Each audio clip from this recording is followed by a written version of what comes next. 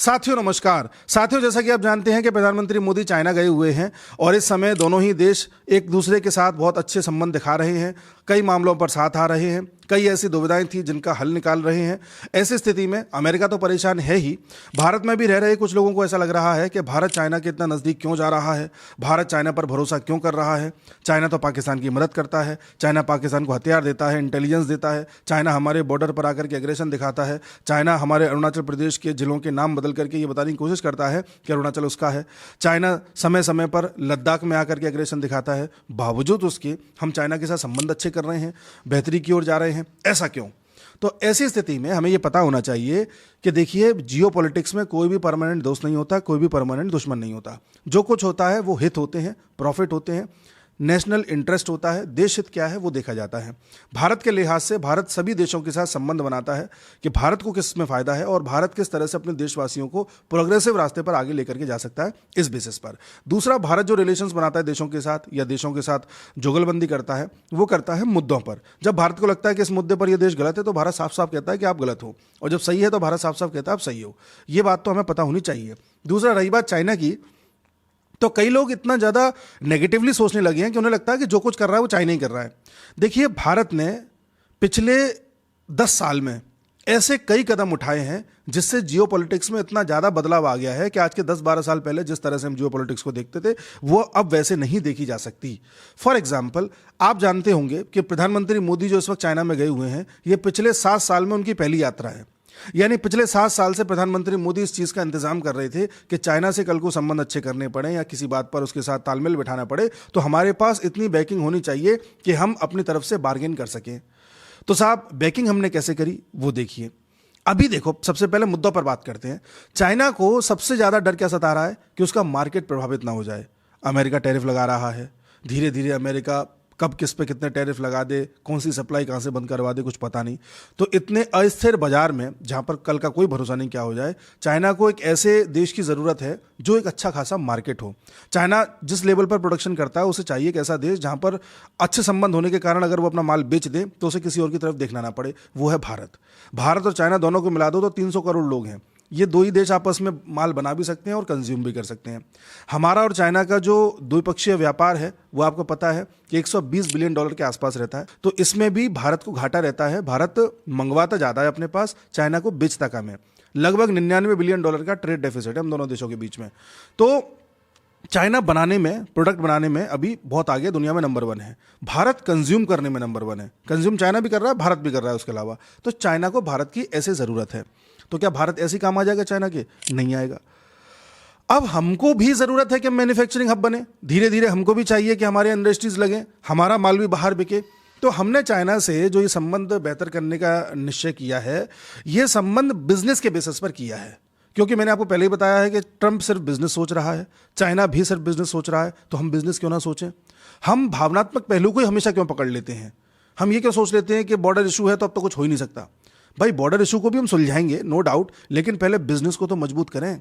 पैसा होगा तो सब होगा। जैसे बहुत से लोग मेरे से कमेंट सेक्शन में पूछते हैं कि भाई अपनी इनकम कैसे बढ़ाएं, तो इसके लिए मैं आपको इंट्रोड्यूस कराना चाहूँगा एक शानदार ऐप से जिसका नाम है मार्केट वुल्फ। मार्केट वुल्फ एक सेबी रजिस्टर्ड ट्रेडिंग ऐप है जिसमें आपको बस एक बार 99 रुपये देने पड़ते हैं जो लाइफ टाइम के लिए वैलिड रहते हैं। इसमें आपको किसी तरह का कोई भी एनुअल मेंटेनेंस नहीं देना और ना ही कोई हिडन चार्जेस हैं। इस ऐप के जरिए आप मार्केट के किसी भी कंडीशन में प्रॉफिट कमा सकते हैं, चाहे मार्केट ऊपर जाए या मार्केट नीचे जाए। ये ऐप हर तरह के बंदे के लिए सूटेबल है जो भी फाइनेंसेस में गेन करना चाहता है, कुछ पैसे कमाना चाहता है। आइए मैं आपको बताता हूं कि इस शानदार ऐप को यूज़ कैसे करते हैं। देखिए, मैंने खोला मार्केट वुल्फ, इसमें मैंने पिन डाला और लॉगिन कर लिया। अब इधर इनका जो फॉलो ट्रेंड फीचर है, इसमें आपको रियल टाइम में ऐसे ट्रेड्स दिखते हैं जिसमें लोगों ने पैसा कमाया है और जो अभी हाई मोमेंटम में है, और आप ये प्रॉफिटेबल ट्रेड्स एक टैप में ट्रेड कर सकते हैं। ये देखिए, मैं बस क्लिक किया फॉलो ट्रेंड पर, यहां से मैंने ट्रेड को प्लेस किया और ट्रेड चालू हो गया मेरा। यहां बैठकर आप ट्रेड को लाइव मॉनिटर भी कर सकते हैं। और इस ऐप की सबसे खास बात यह है कि यहां पर आप बहुत ही कम पैसा इन्वेस्ट करके ट्रेडिंग की शुरुआत कर सकते हैं, जहां पर अन्य ऐप्स में आपको लगभग 3 गुना ज्यादा पैसा चाहिए होता है इन्वेस्टमेंट करने के लिए। इनका एक इनबिल्ट फीचर भी है स्टॉप लॉस का, जो आपको नुकसान से बचाता है। यदि ट्रेडिंग के दौरान आपका लॉस किसी एक लेवल को रीच कर जाता है तो ये अपने आप आपके ट्रेड पर स्टॉप लगा देता है, जिससे कि आपको ज्यादा नुकसान ना हो। और इनका जो ब्रोकरेज है वो भी इंडस्ट्री में one of the lowest brokerage है, यानी कि हर तरफ से आपके लिए फायदे की बात है। और देखिए, मैंने यहाँ पर स्टॉप ट्रेड पर क्लिक किया और यहाँ पर मेरे को 1306 रुपए का प्रॉफिट हो चुका है, वो भी इतने कम समय में। आप यहाँ सब कमोडिटीज यानी कि गोल्ड, सिल्वर, नेचुरल गैस या क्रूड ऑयल का भी ट्रेड कर सकते हो, वो भी सुबह 9 बजे से लेकर रात को 12 बजे तक बिल्कुल आसानी से। मार्केट वुल्फ ऐप आपको फ्री रिकमेंडेशंस भी देता है। देखिए, मई में ट्रेडर ने 57,170 और जून में 70,468 का प्रॉफिट बुक किया, और ये देखिए जुलाई में 59,696 प्रॉफिट्स बुक करवाया लोगों का, सिर्फ इनकी एक्सपर्ट रिकमेंडेशंस के जरिए। और सबसे बढ़िया बात यह है कि मार्केट वुल्फ को आपके प्रॉफिट का कोई भी कमीशन नहीं जाता, यानी कि जो भी आपका प्रॉफिट है वो सीधे आपके बैंक अकाउंट में आता है। मार्केट वुल्फ ऐप को यूज करना बहुत ही सिंपल और सिक्योर है, तो देर किस बात की, आप डिस्क्रिप्शन में जाएं, मैंने लिंक दिया हुआ है, कमेंट सेक्शन में जाएं, वहां भी लिंक को पिन किया हुआ है, उस पर क्लिक करके डाउनलोड करके आप ट्रेडिंग की शुरुआत कर सकते हैं। अब बढ़ते हैं टॉपिक पर आगे। खैर, बिजनेस में चाइना अभी नंबर 1 है, नो डाउट, लेकिन भारत नंबर 1 कैसे बन सकता है? भारत भी अपनी चीज़ें बना करके चाइना में बेच सकता है। धीरे धीरे भारत बना भी रहा है। तो चाइना के जो वांग यी अभी भारत आए थे, उन्होंने कहा था कि आप अपना मार्केट हमारे लिए खोल दो, हम अपना मार्केट आपके लिए खोल देंगे। भारत ने कहा कि हम अपना मार्केट आपके लिए खोल तो देंगे, लेकिन इसका मतलब ये नहीं है कि आप अपना कोई भी कूड़ा कचरा जो भी होगा यहाँ पर डंप कर दोगे, वो सब नहीं चलेगा। और रही बात आप अपने साथ जो डील करना चाह रहे हो, जो एक तरीके से ट्रेड डील जो होती है, अगर आप ट्रेड डील करना चाहते हो, चाइना से भारत बोला, तो उसके लिए पहले हमारा जो ट्रेड डेफिसिट है उसे बैलेंस हो जाने दो। मतलब अभी क्या है, व्यापारिक जो घाटा है, हम तुमसे मंगा ज़्यादा रहे हैं, तुमको बेच कम रहे हैं, ऐसी स्थिति आ जाने दो जब हम और तुम बराबर मंगा रहे हो, बराबर बेच रहे हो, उसके बाद हम डील करेंगे। तो पहला तो हमने चाइना को यहाँ पर एक तरीके से बार्गेनिंग में अपने पक्ष में लिया। आप कहोगे फिर चाइना क्यों पक्ष में आ गया? क्योंकि चाइना को अभी भारत की ज़रूरत है। अब दूसरा पॉइंट, पाकिस्तान एक ऐसा देश है जिसमें चाइना ने बहुत ज़्यादा निवेश किया हुआ है। चाइना सीपैक बना रहा है, चाइना बलूचिस्तान पर नज़र रखी है, वहाँ के मिनरल्स उसे चाहिए। चाइना अपने हिसाब से सत्ता का परिवर्तन वहाँ पर करवाता आ रहा है, लेकिन जिस तरह से पाकिस्तान के नज़दीक यूएसए जा रहा है और यूएसए ने पाकिस्तान के आसिम मुनीर को जिस तरह से अपने कब्जे में कर लिया है पैसे के दम पर, ऐसी स्थिति में चाइना को ज़रूरत है कि चाइना यूएसए को इस पॉइंट पर भी जो है काउंटर कर सके। तो चाइना के हाथ से पाकिस्तान निकलता जा रहा है, ये भी चाइना का एक दुख दर्द है। तीसरा पॉइंट, आप कहेंगे कि चाइना तो पाकिस्तान को इंटेलिजेंस देता है, हथियार देता है। बिल्कुल देता है, पाकिस्तान तो खैर बिका हुआ देश है ही, लेकिन हमें यह भी याद रखना होगा कि भारत ने पिछले 7-8 साल में जितने भी आसियान देश हैं, इन सभी के साथ अलग अलग तरीके से ऐसे संबंध बनाए हैं कि वो चाइना के लिए सिरदर्द हो गए हैं। इन शॉर्ट मैं कहूँ कि चाइना अगर पाकिस्तान को मिसाइल दे रहा है, तो हम भी फिलीपींस को, वियतनाम को, इंडोनेशिया को ब्रह्मोस दे रहे हैं। तो बैलेंस ऐसे हो रहा है ना। आप जानकर के हैरान होंगे, फिलीपींस को ब्रह्मोस हम दे चुके, एक्सपोर्ट कर चुके। इंडोनेशिया के साथ बातचीत फाइनल हो गई है, बस एक्सपोर्ट बाकी है। और वियतनाम के साथ बातचीत चल रही है, किसी भी वक्त फाइनल हो सकती है। तो ये भी तो हम काउंटर कर रहे हैं। तो आप कहोगे आसियान देशों का और चाइना का क्या लेना देना है? चाइना आसियान देशों को, ये 10 देश हैं जो आप जानते हैं, Myanmar, Thailand, Vietnam, Cambodia, Laos, उसके बाद उधर फिलीपींस, नीचे मलेशिया, सिंगापुर, ब्रूनई, इंडोनेशिया, ये सभी टोटल 10 देश बैठते हैं। ये सब के सब आसियान देश कहे जाते हैं। तो आसियान देशों को चाइना परेशान करता है, क्योंकि चाइना का कहना यह है कि जो साउथ चाइना सी है ये पूरा का पूरा चाइना का है, जबकि ये देश कहते हैं कि नहीं, साउथ चाइना सी पर सभी का अधिकार है, जिस हिसाब से जिसके क्षेत्र में जितना आ रहा है। चाइना कहता है नहीं, हमने ये 9 डैश लाइन बना दी है, ये इसके अंदर का पूरा क्षेत्र हमारा है। चाइना ने यहाँ पर कुछ आर्टिफिशियल आइलैंड्स भी बना दिए हैं और कहता है कि पूरा समुद्र हमारा है, इसमें जो भी मिनरल्स हैं, जो भी ऑयल है, जो भी गैस है, उसे सिर्फ हम ड्रिल कर सकते हैं, कोई और नहीं कर सकता। तो इस तरह की दादागिरी को इंटरनेशनल लेवल पर मान्यता नहीं दी जाती है, लेकिन चाइना दादागिरी कर रहा है। अब आप उसका कुछ कर भी नहीं सकते। तो इस वजह से फिलीपींस, वियतनाम और ये थाईलैंड जैसे आसपास के जो देश हैं वो परेशान रहते हैं चाइना को लेकर के। तो भारत इन देशों की मदद करके चाइना को यहाँ पर काउंटर करने का प्रयास कर रहा है। तो भारत ने यहाँ भी चाइना को घेरा हुआ है। उसके अलावा चाइना जो नीचे के देश हैं, जैसे इंडोनेशिया हो गया, ब्रूनई हो गया, सिंगापुर हो गया, मलेशिया हो गया, इनको परेशान करता है व्यापार को लेकर के। यूँ कहता है कि हम तुम्हारे क्षेत्र में आएंगे, हमें आकर के वहाँ ऑयल निकालने दो, हमें रेयर अर्थ मिनरल्स निकालने दो। तो ऐसी स्थिति में भारत ने भी क्या किया, पिछले साल आपको याद होगा प्रधानमंत्री मोदी ब्रूनई और सिंगापुर की यात्रा पर गए थे। वहाँ जाकर के मोदी ने इन दोनों देशों के साथ ऐसे समझौतों पर हस्ताक्षर किए हैं जिसके जरिए हमको न सिर्फ उनके समुद्र में जो रेयर अर्थ मिनरल्स मिलते हैं वो हमें मिल सकते हैं, बल्कि हमें उनसे सैटेलाइट में, कम्युनिकेशन में, सेमीकंडक्टर बनाने में, इंटेलिजेंस इक्विपमेंट्स बनाने में, इन सब में जितने भी रॉ मटेरियल चाहिए होते हैं, कच्चा माल जो चाहिए होता है, वो सब वहाँ से निकालने का अधिकार प्राप्त हो गया है। इसलिए अब हम भी वहाँ पर अपनी उपस्थिति दर्ज करा सकते हैं या करा चुके हैं। तो चाइना के लिए हम वहाँ पर एक कॉम्पिटिटर बन करके आ गए हैं। तो हमने वहाँ भी चाइना को सिर दर्द दिया है। इसके अलावा आप कहेंगे कि चाइना बांग्लादेश की भी मदद कर रहा है, चाइना पाकिस्तान को इंटेलिजेंस दे रहा है। तो हमने भी एक खेल कर दिया है बड़ा।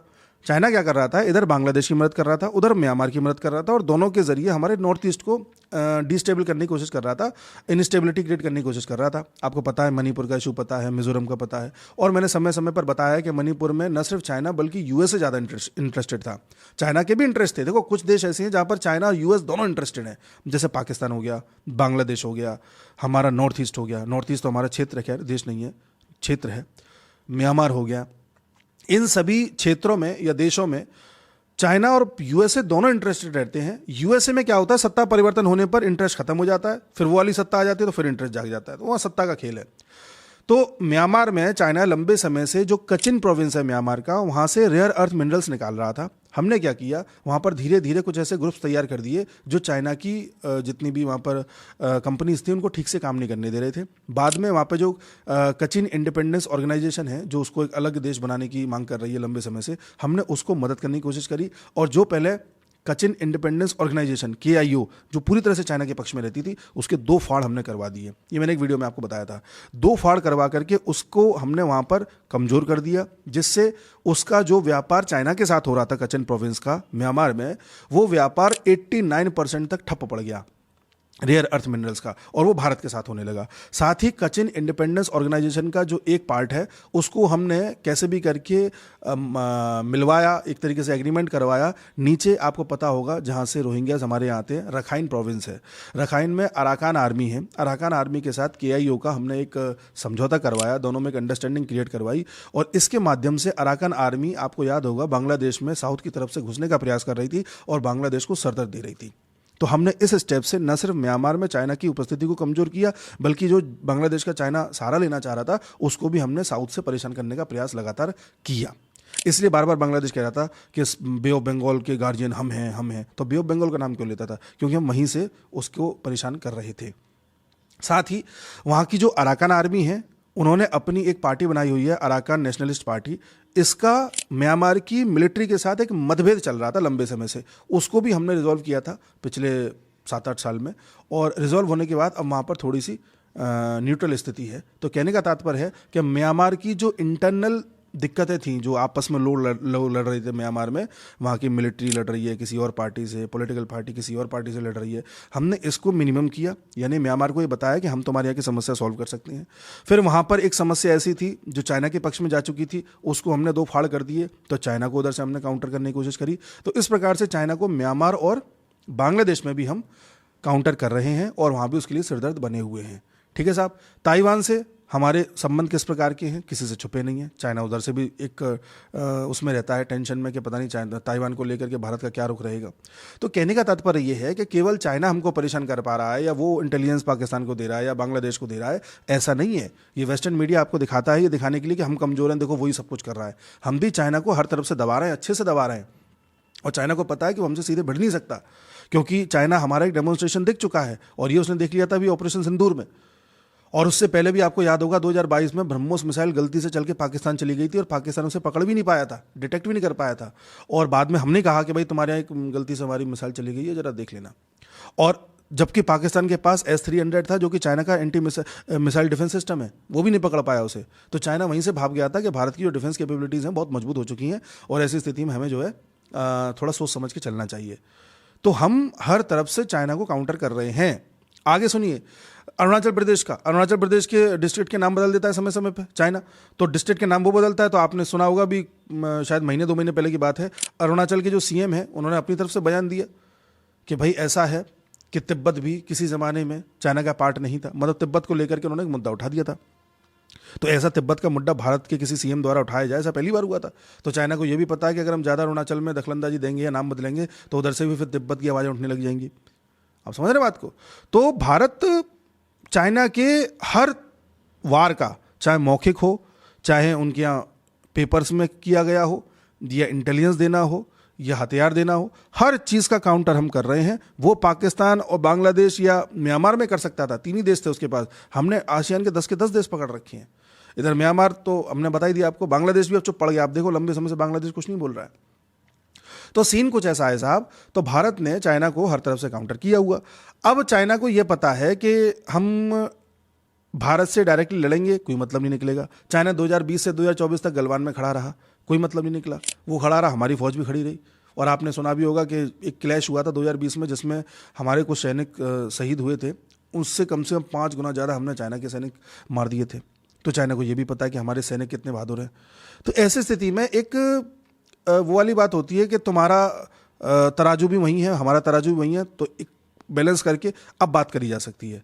तो ऐसा ही होता है जियो पॉलिटिक्स में। आज देखो यूक्रेन और रशिया खूब लड़ रहे हैं, सब कुछ है, और अमेरिका खूब धमका रहा है रशिया को, या सैंक्शन लगा रहा है, सब कुछ कर रहा है। लेकिन आप देख लेना, अमेरिका कभी भी रशिया पर अटैक नहीं करेगा। कारण क्या है कि रशिया के पास इतने बम है, इतने उनके पास न्यूक्लियर बॉम्ब्स हैं कि वो उल्टा अमेरिका को बर्बाद कर देगा।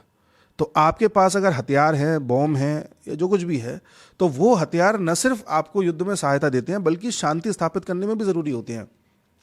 शांति वैसे नहीं आती कि कोई एक गाल पर थप्पड़ मारे तो दूसरा गाल भी आगे कर दो। शांति आती है कि अपने घर में इतने हथियार रखो कि सामने वाला देख करके चुप पड़ा रहे और कभी आपको छेड़े नहीं। उसी प्रकार से जियो पॉलिटिक्स में जब बार्गेनिंग होती है, तो आप ऐसे नहीं कर सकते कि आप शांति शांति शांति की बात करते रहो और चाइना आपके बॉर्डर पर आकर के उदम करता रहे, पाकिस्तान को हथियार देता रहे और आप कुछ मत करो ना। वो पाकिस्तान को दे रहा है, आप आसियान को दो। वो बांग्लादेश में आ रहा है, आप म्यांमार में पहुंचो। आप समझ रहे हो? वो आसियान के देशों को परेशान कर रहा है, आप उनको हथियार पकड़ा दो, इंटेलिजेंस दे दो। वो समुद्र में तेल निकालने की बात कर रहा है, आप अपनी ओएनजीसी विदेश भेज दो वियतनाम में।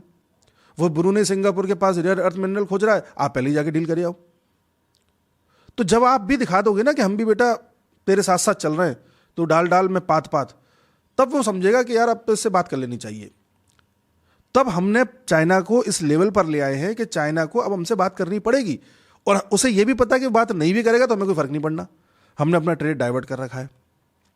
तो इस प्रकार के जो समीकरण भारत पिछले 7-8 साल से बना रहा था, ये सारे समीकरण पुतिन भी देख रहे थे। तो पुतिन को यह पता था कि अगर रशिया को मजबूत रखना है तो इंडिया चाइना का दोस्त होना जरूरी है, और इंडिया चाइना दोस्त बन सके, इसमें पुतिन ने भी एक कोशिश करी है। पिछले साल कजान में जो मीटिंग हुई थी SCO की, तो उसमें भारत और चाइना अच्छे से मिले थे, जिसका जिक्र प्रधानमंत्री मोदी ने फिलहाल चाइना में किया है। और उसके बाद आपको पता है कि किस प्रकार से चाइना ने फैसला लिया कि वो गलवान से वापस लौट जाएगा, और जहाँ से आया था वहाँ पहुँच जाएगा, वापस लौट गया। और आपको याद होगा, दुनिया में ये पहला ऐसा इंसिडेंट है जब चाइना 4 कदम आगे आया तो 4 कदम पीछे भी गया बिना कोई गोली चले। गलवान में याद कीजिए, वरना ऐसा होता नहीं है, 4 कदम आगे आता है, 2 कदम पीछे जाता है। उसके साथ ही मानसरोवर की यात्रा खुल चुकी है, उसके साथ ही डायरेक्ट फ्लाइट्स इंडिया और चाइना के बीच में खुल चुकी हैं, उसके साथ ही जो नाथुला है उसके ज़रिए भी हम चाइना में जा सकते हैं। उसके साथ ही हमने चाइना को ये भी एश्योर किया है कि हम किसी प्रकार के जो ऐसे हल पर आएंगे जिससे हम दोनों का बॉर्डर इशू सॉल्व हो सके। हालांकि ये बॉर्डर इशू सॉल्व नहीं होगा, ये चाइना की लॉलीपॉप है। चाइना चाहता है 3-4 साल बातचीत चलती रहे बॉर्डर इशू को लेकर के, तब तक अमेरिका में सत्ता परिवर्तन हो जाएगा, फिर हम और इंडिया फिर से दुश्मन बन जाएंगे। तो ये तो चाइना लॉलीपॉप दे रहा है, बट हमने भी कहा चलो ठीक है, किसी सहारे सही कुछ तो होता रहे। तो ये सारी बातें अभी चल रही हैं। कोई कहेगा क्या हम चाइना पर आंख बंद करके विश्वास कर लें? नहीं करना चाहिए। कोई कहेगा हमें अमेरिका से पंगा ले लेना चाहिए खुल करके, नहीं लेना चाहिए। फिर मैं कह रहा हूँ, जियो पॉलिटिक्स में कोई भी परमानेंट दुश्मन नहीं होता। अमेरिका आज जो कुछ कर रहा है वो इसलिए कर रहा है क्योंकि देखो, अमेरिका कभी हमारे पक्ष में था नहीं। थोड़े बहुत न्यूट्रल रिलेशन पिछले 10-12 साल में बने थे, 20 साल में बने थे। वो ऐसे भी रिलेशन नहीं थे कि बहुत ज़मीन आसमान का अंतर हो, ठीक है। अभी अमेरिका को ज़्यादा खिलाफ हो गया वो ट्रम्प की वजह से। अगले साल 2026 में वहाँ पर मिड टर्म इलेक्शन है, हो सकता है ट्रम्प की जो है बहुमत दोनों हाउसेस से चली जाए, फिर ट्रम्प अपने आप कमज़ोर हो जाएगा। हो सकता है ना भी हो तो ट्रम्प ही चला जाएगा 3-3.5 साल बाद, तो उसके बाद परिस्थिति बदल जाएंगी। तो हमें अमेरिका से भी इतनी नहीं बिगाड़नी, कल को फिर जो है चाइना भी हम पे हावी हो जाए। तो वही वाली बात है, दुश्मनी करो जम के करो, मगर ये गुंजाइश रहे कि कल को हम दोस्त हो जाएं तो शर्मिंदा ना होना पड़े। आज हम अमेरिका से बिगाड़ लें बुरी तरह से, 2-3 साल बाद चाइना से भी बिगड़ जाए हमारी, फिर तो हम कहीं की नहीं रहेंगे। तो हमें भी बैलेंस बना के चलना होगा। तो भारत अमेरिका के संबंध बिल्कुल ख़त्म कर लेगा ऐसा नहीं है, भारत बैलेंस बना के चलेगा और बहुत अच्छे से चलेगा, आप देखते रहिएगा। तो अभी फ़िलहाल ये चल रहा है, और चाइना के साथ अभी धीरे धीरे हमारा ट्रेड और बढ़ेगा। आप देखोगे भारत से बहुत सारा माल चाइना में जाया करेगा। कई सारी ऐसी इंडस्ट्रीज़ हैं चाइना की जो भारत में लग रही हैं, मतलब है यूएसए की, चाइना में थी, भारत में आ रही है। एप्पल आ चुकी है, आपको पता है जापान की सुजुकी आ चुकी है, जो 2030 तक लगभग 25 लाख कार प्रति वर्ष भारत में बनेंगी और दुनिया के 100 देशों में जाएंगी। आपको ये भी पता है कि भारत का जो टेक्सटाइल यूएसए में एक्सपोर्ट होता है, जो टैरिफ की वजह से शायद उतना एक्सपोर्ट नहीं हो पाएगा, वो भी भारत डाइवर्ट करेगा। हो सकता है चाइना भी जाए। तो इस प्रकार की कई संभावनाएं आगे बनेंगी। क्या बनेंगी अभी कुछ कहा नहीं जा सकता, पर कुछ पॉजिटिव सा होता दिखेगा। अभी जो मीटिंग चल रही है प्रधानमंत्री मोदी और शी जिनपिंग की, उस मीटिंग से आप कोई बहुत एक्सट्रीम स्टेटमेंट आता देख लें, आपको लगे कि एकदम दुनिया बदल गई, रातों रात कुछ ऐसा हो गया कि अब तो सब अमेरिका का ख़त्म हो जाएगा, ऐसा नहीं होने वाला। सिर्फ एक शेड है, एक हल्का सा इशारा है कि हम साथ साथ चल रहे हैं। अच्छा, आप एक सवाल और पूछेंगे कि एससीओ की मीटिंग, शांघाई कोऑपरेशन ऑर्गेनाइजेशन की मीटिंग हो रही है चाइना में, ठीक है। इस मीटिंग में तो कई सारे देश शामिल होते हैं। रशिया है, इंडिया है, चाइना है, पाकिस्तान है, सेंट्रल एशिया के देश हैं, तो है ना, ईरान भी है इसमें। तो पाकिस्तान जैसा देश भी इस ग्रुप में है, फिर भी भारत गया, प्रधानमंत्री मोदी गए। तो प्रधानमंत्री मोदी तो एससीओ को जनरली वर्चुअल मीटिंग से या एस जयशंकर साहब को भेज के भी कर सकते थे। पाकिस्तान का विरोध करना है तो ऐसे ग्रुप की मीटिंग को अटेंड क्यों कर रहे हैं जिसमें पाकिस्तान है? तो कारण ये है कि यहाँ पर उद्देश्य पाकिस्तान नहीं है, उसकी तो कोई वैल्यू ही नहीं है। यहाँ पर उद्देश्य है पहला तो ये संकेत देना दुनिया को, विशेष तौर से यूएसए को, कि इंडिया, रशिया, चाइना अब मिलकर के काम कर रहे हैं, पहला पॉइंट। दूसरा, हमें एक पाकिस्तान की वजह से ये नहीं भूल जाना चाहिए कि इसमें सेंट्रल एशिया के भी 4 देश हैं। आप समझ रहे हैं? सेंट्रल एशिया के 4 देश हैं इसमें। और सेंट्रल एशिया का महत्व क्या है मैंने आपको बताया था। यहाँ पर रेयर अर्थ मिनरल्स हैं अच्छे खासे। और आपको ये भी पता है कि अभी जो यूएसए ने अपना एम्बेसडर भारत में भेजा है, सर्गियो गौर, उसका उद्देश्य सिर्फ भारत में यूएसए का एम्बेसडर होना नहीं है, उसका उद्देश्य है सेंट्रल एशिया के साथ संबंध सुधारना यूएसए के। तो यूएसए सेंट्रल एशिया में इंटरेस्ट लेने वाला है, तो इसलिए हम सेंट्रल एशिया के देशों के खातिर भी इस समिट को अटेंड करना चाह रहे हैं। तो साहब ये पूरी बात है। उम्मीद है आप समझ पाए होंगे कि हमने चाइना को कैसे पहले घेरा है, फिर उसे मेज पर लेके आए और तब उससे बात कर रहे हैं, और उस बातचीत में भी अपनी शर्तें रख रहे हैं, किसी एंगल से झुक नहीं रहे हैं। बेशक हमारी इकोनॉमी छोटी है, लेकिन हमारे अभी तक के जो स्टेप्स हैं वो इतने बड़े हैं कि चाइना भांप गया है कि आने वाले समय में भारत क्या बनने वाला है। खैर, मिलते हैं अगले वीडियो में। और सबसे लास्ट में एक जरूरी बात याद रखिएगा कि मार्केट वुल्फ ऐप के अब तक 2 मिलियन से ज्यादा डाउनलोड्स हो चुके हैं। ये एंड्रॉयड और iOS दोनों पर अवेलेबल है। तो देर किस बात की, जल्द से जल्द कमेंट सेक्शन में या डिस्क्रिप्शन में जाएं, मैंने लिंक दिया हुआ है। मार्केट वुल्फ ऐप को डाउनलोड करें और अपनी ट्रेडिंग की शुरुआत करें।